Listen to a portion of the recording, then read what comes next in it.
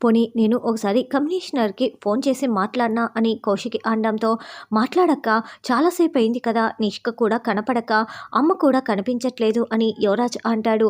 అప్పుడే కౌశికి ఫోన్ చేస్తూ ఉంటే, ఆగండి వదిన బయట ఏదో కారు ఆగింది అని ధాత్రి చెప్తుంది. ధాత్రి నిష్క వచ్చేసింది అని గుమ్మం దగ్గరే ఫోన్ మాట్లాడుతున్న కేదార్ కాస్త కేకలు పెడుతూ చెప్తూ ఉంటారు. నిషిక లోపలికి రాగానే, నిష్క ఏమైపోయావు? ఎలా ఉన్నావు? బాగానే ఉన్నావు కదా! అని యువరాజు, నిషి మేము ఎంత కంగారు పడ్డామో అని ధాత్రి, ఏమైంది? ఎక్కడికి వెళ్ళిపోయావు? అని కౌశికి అందరూ అడుగుతూ ఉంటే, ఆపుతారా? ఏంటి మీరంతా ఇంత ఓవర్ రియాక్ట్ అవుతున్నారు? నేనేమైపోయాను అని నిషి అంటే, నువ్వు కనపడకపోయేసరికి మేము ఎంత టెన్షన్ పడ్డామో తెలుసా అని ధాత్రి అంటుంది. ఇంకా నయం నన్ను మీనన్ కిడ్నాప్ చేశారని చెప్పలేదు అని నిషి అంటుంది. ఏం మాట్లాడుతున్నావు నిషి? నువ్వు కనిపించట్లేదు కదా అని కౌశిక్ అంటే, ఆపుతావా వదిన? నేను కనిపించకపోవటం ఏంటి? ఫారెన్ నుంచి నా ఫ్రెండ్స్ వచ్చారు. ఏదో నాకు సర్ప్రైజ్ ఇవ్వటానికి అలా కిడ్నాప్ చేసినట్లు తీసుకువెళ్ళారు.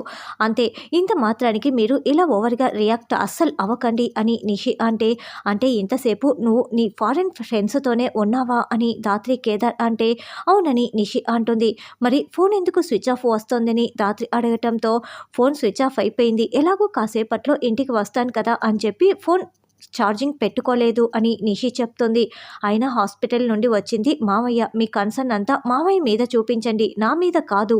నేను వెళ్ళి ఫ్రెష్ అప్ అవుతాను అని నిషి వెళ్ళటంతో, నిషి ఎందుకు ఇలా తేడాగా మాట్లాడుతోంది? ఏమైంది? అని కౌశిక్ అంటే, వదిలేయమ్మా, ఎలాగూ ఇంటికి తిరిగి వచ్చేసింది కదా అని సుధాకర్ అంటాడు.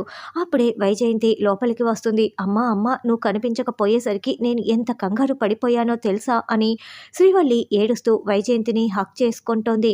ఇంకా నయం, ఈ అమ్మి ఇలాగే ఇంకాసేపు నన్ను హక్ చేసుకొని ఏడుస్తూ ఉంటే నాకేదో అయ్యేలా ఉంది అని, చిచి వదిలే ముందు అని వైజయంతి అరుస్తూ ఉంటుంది.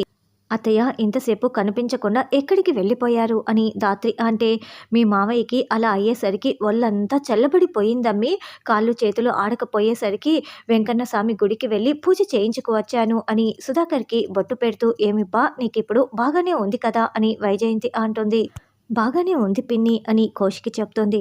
తర్వాత యువరాజు, ఎవరు నిషి? నీ ఫ్రెండ్స్ అంటే ఫారెన్ ఫ్రెండ్స్ పేర్లేంటి అని అడుగుతూ ఉంటే, జస్ట్ ఫ్రెండ్స్ అంతే. ఫ్రెండ్సే కిడ్నాప్ డ్రామా ఆడి నన్ను తీసుకువెళ్ళారని చెప్తున్నా కదా అంటూ పూర్తి వివరాలు చెప్పకుండా నిషి నేను ఫ్రెష్ అప్ అవ్వాలని వెళ్ళిపోతుంది. ఖచ్చితంగా నిషి ఏదో దాస్తోంది, నన్ను కూడా మోసం చేస్తోంది అని యువరాజు అనుకుంటూ ఉంటాడు. తర్వాత ధాత్రి కేదార్ లాన్లో కూర్చొని మాట్లాడుకుంటూ ఉంటారు. ఖచ్చితంగా నిషిని మీనని కిడ్నాప్ చేసి తీసుకువెళ్ళి ఉంటాడు. కానీ మీనన్ ఎందుకు వదిలేసినట్లు అని ధాత్రి అంటే, దీనికన్నింటికీ సమాధానం ఒకటి ధాత్రి, తీసుకువెళ్ళింది మీనన్ కాదు, ఫారెన్ ఫ్రెండ్స్తోనే నిషి వెళ్ళింది అని కేదార్ అంటే, లేదు కేదార్, నిషిని ఖచ్చితంగా మీననే తీసుకువెళ్ళాడు.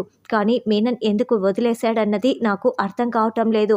నేను మీనన్ కోసం పని చేస్తానని నిషి చెప్పి ఉంటే మీనన్ వదిలేసి ఉంటాడు.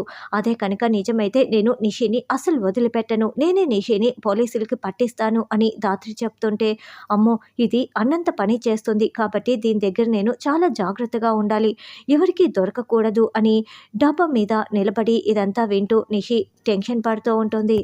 తర్వాత సుధాకర్ గదిలో అటు ఇటు తిరుగుతూ ఉంటే కింద పడిపోతూ ఉంటాడు. అప్పుడే శ్రీవల్లి వచ్చి పట్టుకుంటుంది. నాన్న, ఇంట్లో మేమందరం ఉన్నాం కదా, మమ్మల్ని పిలవచ్చు కదా, చల్లగాలికి వెళ్ళాలంటే నేను తీసుకువెళ్తాను కదా అని శ్రీవల్లి అంటుంది. పర్వాలేదులేమ్మా శ్రీవల్లి అని సుధాకర్ అంటాడు. నాన్న, ఉదయం మీకు అలా అయ్యేసరికి నేను ఎంత కంగారు పడ్డానో. 20 ఏండ్లు నేను అనాథగా పెరిగాను నాన్న, మీకేదైనా అయితే నేను తట్టుకోలేను నాన్న, మీరు కొంచెం జాగ్రత్తగా ఉండండి అని శ్రీవల్లి ప్రేమ చూపిస్తూ ఉంటే, అమ్మ శ్రీవల్లి నాకేమీ కాదులే అని సుధాకర్ ధైర్యం చెప్తూ ఉంటాడు. అమ్మ నన్ను కూతురుగా ఒప్పుకోకపోయినా మీరు నన్ను సొంత కూతురుగా ఆదరిస్తున్నారు నాన్న, నాకు చాలా సంతోషంగా ఉంది అని శ్రీవల్లి అంటే, నేను నిన్ను కూతురుగా ఒప్పుకున్నా కూడా వైజయంతి ఎందుకు నిన్ను దూరం పెడుతోందో నాకు అర్థం కావటం లేదు. మేము తప్పులు చేస్తే పిల్లలు మీరు శిక్ష అనుభవించాల్సి వస్తోంది. ఏది ఏమైనా నువ్వు ఇప్పటి నుంచి చాలా సంతోషంగా ఉండాలి, నీకు మేమందరం ఉన్నాము, నువ్వు అనాథవి కానే కాదు అని శ్రీవల్లిని ప్రేమగా గుండెలపై పడుకోబెట్టుకొని సుధాకర్ ఓదారుస్తూ ఉంటే, దూరం నుంచి ఇదంతా చూస్తున్న వైజయంతి, అమ్మి శ్రీవల్లి నిన్ను ఇలాగే వదిలేస్తే నువ్వు నన్ను ఎత్తిన ఎక్కి కూర్చుంటావు కదా, రేపటితో నేను ఈ ఇంట్లో నుంచి పంపించే ముహూర్తం పెట్టబోతున్నాను, ఈ రోజే నీకు ఈ ఇంట్లో ఆఖరి రోజు అని వైజయంతి అనుకుంటూ ఉంటుంది. జగదాత్రి వాళ్ళు చెప్పినట్లు నిషిని కిడ్నాప్ చేశారా? అంటే బాయే కిడ్నాప్ చేశారా? అంటే బాయ్‌కి పని చేస్తానని నిషి చెప్పింది కాబట్టే బాయ్ నిషిని వదిలేశాడా? అమ్మో! వద్దు. బాయ్‌కి కనుక పని చేస్తూ ఉన్నట్లయితే జీవితాంతం చస్తూ బ్రతకాలి. అనుక్షణం భయపడుతూనే ఉండాలి. వెంటనే నిషికి పని చేయొద్దని చెప్పాలి. ఒకవేళ నేను వెళ్ళి మాట్లాడానే అనుకో, సాక్ష్యాలు లేకుండా ఎందుకు నిలదీస్తున్నావు? సాక్ష్యాలు చూపించని నిషి అడుగుతుంది.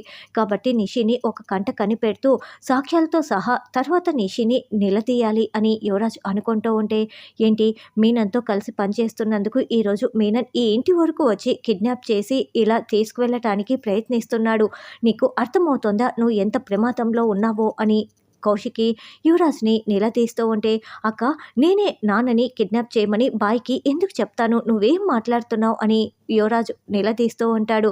ఆమె యువరాజు ఇంట్లో నుంచి ఎక్కడికి వెళ్ళకుండా ఉన్నా కూడా నువ్వు ఎందుకు ఇలా నిలదీస్తున్నావు? అబ్బోని ఇలా తిట్టటం నాకు అస్సలు నచ్చటం లేదు అని వైజయంతి అంటే, నేను మనందరి మంచి కోసమే మాట్లాడుతున్నాను పిన్ని. అది అర్థం చేసుకున్న రోజున నీకు అర్థమవుతుందిలే అని కౌశికి లోపలికి వెళ్తుంది. అబ్బోడా నువ్వు మీనన్ కోసం పని చేయటం లేదు కదా అని వైజయంతి అంటే, అమ్మ అందరూ పదే పదే ఎందుకు ఆ మాట మాట్లాడుతున్నారు?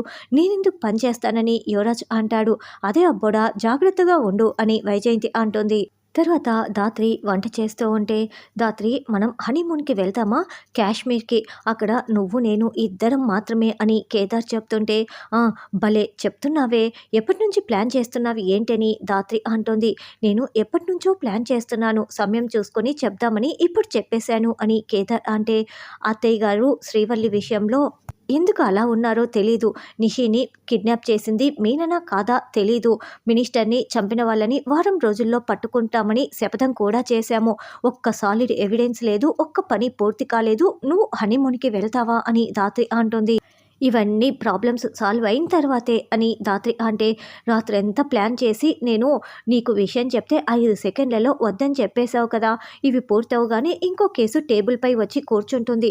చూస్తాను ఆ దేవుడు కూడా నాపై ఎన్ని రోజులు ఇలా కనికరించకుండా ఉంటాడో నేను చూస్తాను అని కేదార్ వెళ్తూ ఉంటే ధాత్రి నవ్వుకుంటూ ఉంటుంది. తర్వాత శ్రీవల్లి బయట ముగ్గు వేస్తూ ఉంటే, ఈ రోజుతో నిన్ను ఇంట్లో నుంచి బయటికి గెంటేస్తాను చూడు అని వైజయంతి అనుకుంటూ ఉంటే, ఏంటి పిలిచారంటూ నిషి అక్కడికి వస్తుంది. ఇదిగో శ్రీవల్లిని ఈరోజు బయటికి గెంటేసే ప్లాన్ చెప్తున్నాను అని వైజయంతి వివరిస్తూ ఉంటే, దీనికేం తక్కువ లేదు. సరే కానివ్వండి అమలు చేద్దాం అని నిషి అంటుంది. ఇద్దరు బయటికి వస్తూ ఉంటే కాఫీ ఇస్తున్న ధాత్రి, వీళ్ళేంటి ఇద్దరూ కలిసి మాట్లాడుకుంటూ ఇలా బయటికి వెళ్తున్నారు. అప్పుడే గొడవ పడతారు. అప్పుడే ఒకటైపోతారు. ఏం చేయటానికి వెళ్తున్నారో ఏంటో అని అనుకుంటూ ఉంటుంది. అదిగో వాడే అమ్మి వస్తున్నాడు అని వైజయంతి బైక్‌లో వస్తున్న ప్రకాష్ అనే అతన్ని చూపిస్తూ ఉంటుంది. వెంటనే అతను శ్రీవల్లి ముగ్గు వేస్తున్న దగ్గరికి వచ్చి కావాలనే కింద పడిపోయి శ్రీవల్లికి డాష్ ఇచ్చేస్తాడు. దాంతో శ్రీవల్లి కూడా కింద పడిపోతుంది. ఇదంతా చూస్తున్న నిషి వైజయంతి మన ప్లాన్ అమలు చేసేద్దాం అని చాలా చాలా సంతోషంగా చూస్తూ ఉంటారు.